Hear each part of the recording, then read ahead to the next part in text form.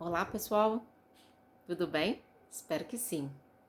Bom, vamos, a mais um capítulo do livro Compreender Freud, do Jacques Sedar. Eu produzirei mais de um vídeo, tá? Sobre esse tema, porque é um tema bastante complexo e bastante importante para nós. Bom, como sempre, as referências bibliográficas vão estar na descrição desse vídeo. As formas também como fazer contato comigo estão ali, tá ok? Estou sempre à disposição e tenho respondido na medida do possível, né? Mas tenho respondido a todas as dúvidas que as pessoas têm me perguntado, muitas vezes de forma privada, e a ideia é essa mesmo, é manter contato com cada um da forma que eles acharem melhor. Para quem ainda não tem o livro em PDF, é só entrar em contato comigo pelo WhatsApp que eu mando sem problema algum. Mas é um livro que vale a pena a gente pensar em adquirir, tá? Ele tem um custo relativamente baixo e ainda não é tão comum nos sebos, não. Mas eu já vi em algum momento, tá bom? Eu acho que vale a pena. Bom, vamos lá. Durante esse projeto, eu conheci muitas pessoas bacanas, né? Eu venho conhecendo e que estão me incentivando a continuar, que perguntam quando tem mais vídeos, quando que eu vou produzir o próximo vídeo. E eu tô percebendo com realmente alegria no coração que eu tô podendo contribuir de alguma forma para enriquecer a formação dessas pessoas. E aqui realmente vai, olha, meu muito obrigada, minha gratidão de todo coração, tá bom? Sem dúvida nenhuma, um motivador a mais para que a gente continue, né? E como eu coloquei para vocês no vídeo anterior, nosso canal vai ter a novidade de uma nova playlist e são exatamente para essas pessoas que têm me inspirado e que têm me impulsionado a seguir, tá bom? Bom, meu muito obrigada. Bora lá para os estudos então? Bom, gente, Freud, ele foi o primeiro a destacar a importância do período infantil na formação do sujeito. A gente, tá falando ali dos anos de final de 1800, início de 1900, ou seja, início do século XX, onde está começando a industrialização, né? Onde as cidades têm tido um desenvolvimento maior. E a gente percebe, né, que Freud realmente se dedicou afinco para que ele pudesse descrever e para que ele pudesse registrar documentalmente, né, todas as fases da infância. E a partir desse momento vai ocorrer uma grande virada no pensamento científico, no pensamento sociológico, né, filosófico, e vai sim promover mudanças, né, na nossa sociedade. Bom, ele chegou, ele jogou luz sobre a infância e sobre a sua importância, né? Afirmando que muitas das neuroses tinham origens nos traumas desse período. E realmente a gente vê, né? Quem atende na clínica sabe que a pessoa às vezes roda, roda, roda, conversa, conversa, vai vendo as repetições e aí chega muitas vezes em um ponto de um trauma que foi ocorrido na infância. Bom, vamos lembrar que a criança era tida como um pequeno adulto, ainda incompleto. Muitos deles não eram criados por seus pais, eram delegados à criação para colégios internos, para outros funcionários da casa, e isso dependendo de como era a família, né, no contexto sociocultural e econômico, porque muitas vezes as crianças, elas logo que ganhavam, né, força física, né, logo que tinham condição física para executar tarefas que adultos já faziam, elas começavam a trabalhar de fato.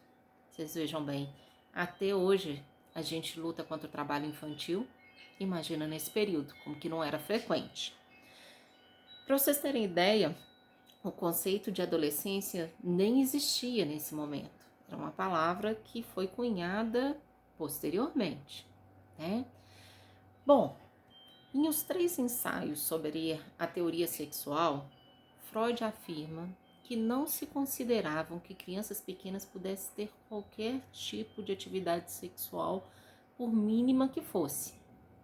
E a gente sabe, né, que descobrir o sexual, claro que dentro de um contexto infantil, causa choque em muitas pessoas. Essa ideia foi fortemente repudiada. Até hoje, para alguns grupos, essa afirmação causa um incômodo imenso e nem é aceita. Imagina então no século XX, né? Mais do que um tipo de repressão, a gente precisa de fazer uma observação. Se a gente pensar assim, opa, sexo é uma coisa que traz algum tipo de incômodo, que muitas pessoas não gostam de falar, que tem a ver com a repressão, obviamente, né, de cada um. Mas mais do que esse lado de pensar a questão da repressão, a gente tem que considerar que todos nós, em alguma medida, não lembramos de quase nada da nossa infância, né? Então, assim, se eu não lembro, logo não existo. Quem é esse louco para falar que eu vivi isso? Que todos passam por isso? Que meu filho ou minha filha vai passar por essa questão? Então, assim, passava muito mais pelo crivo dessa situação assim. Eu não lembro, eu não identifico, não aconteceu comigo, isso é invenção, isso não é dessa forma, isso não existe. Então, esse fato que, de certa forma, a gente acaba que expande para outras áreas da nossa vida, que não só a sexual, é, faz com que essa ideia tenha tido uma rejeição maior ainda. O próprio Freud, ele também se perguntou, não foi logo de início que ele aceitou essa ideia. Ele também falava, olha, uma vez adultos, a gente não sabe quase nada de nós mesmos. E ele também se surpreendia. Como é que a nossa memória pode ser tão negligenciada assim em relação a outras atividades psíquicas que ocorrem conosco e que vão ficar ali, né, delegadas ao subconsciente. Por que essa memória não registra tanta coisa? Por que a gente é capaz, né, de relacionar com bem maior clareza, né, o que a gente vive com 12 anos, com 10 anos, o que a gente vive com 20 anos e a gente não consegue lembrar do que a gente viveu aos 2, 1 ano? Bebê então nem se fala, né? Enfim, há razões para crer que nenhum outro período da vida ela será capaz mais de registrar e de reproduzir precisamente, né, o que a gente vivenciou na infância. Atualmente, a gente sabe que existem estudos em neurociência que confirmam essa afirmação que o Freud fez, de que a memória realmente ela não é um, vamos falar assim, a gente não pode confiar 100% na memória, tá? Esses estudos de neurociências, eles vêm comprovando cada vez mais, inclusive tem alguns documentários interessantes na Netflix a esse respeito. Se eu não me engano, um deles é o Explicando a Mente, tá? A gente encontra, mas se não for bem esse o nome, vocês podem me pedir depois que eu passo para vocês sem problema, tá? Bom, eles comprovam que não há como afirmar que 100% das nossas memórias são corretas. Na verdade, a funcionalidade, né, do cérebro no que se refere à memória, ele produz recortes e nos dá a impressão de que é como se ele fizesse um filme editado. E algumas dessas impressões que a gente tem correspondem sim à realidade e outras não são tão fidedignas assim, não são tão fiéis dessa forma. Então, grande parte das nossas lembranças, elas são distorções de fatos reais. Então, assim, busquem saber a esse respeito que vocês também vão se surpreender, tá? Mas vamos lá, vamos focar aqui no nosso estudo. Freud afirma, né, que essas atividades sexuais infantis, elas escaparão das formas repulsivas da repressão. Porque, na verdade, a conotação é bem diferente mesmo. Ninguém está falando, né, que a criança vai ter desejo tal como um adulto. Não. É entender a sexualidade infantil no sentido de um desenvolvimento humano, de uma questão natural, de uma questão fisiológica. Ele considera então, né, para Freud, que essa natureza infantil, ou seja, né, o pré-edipiano, ele, ele não deve ser reprimido.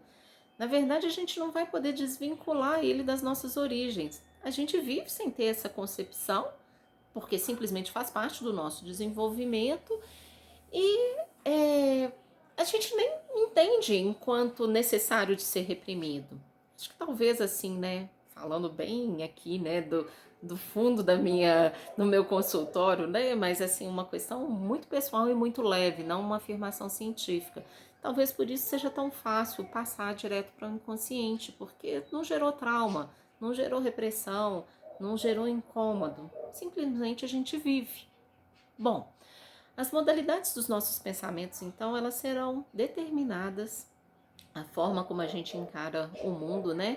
Pelo modo como conseguimos elaborar essas teorias sexuais infantis. Encontramos as suas principais ideias, tá? As principais ideias de Freud sobre esse tema estão nos 3 ensaios sobre a teoria sexual. As teorias sexuais infantis, uma recordação da infância de Leonardo da Vinci. Esses 3 textos que eu acabei de citar agora, vale muito a pena ser lidos de forma integral, tá ok?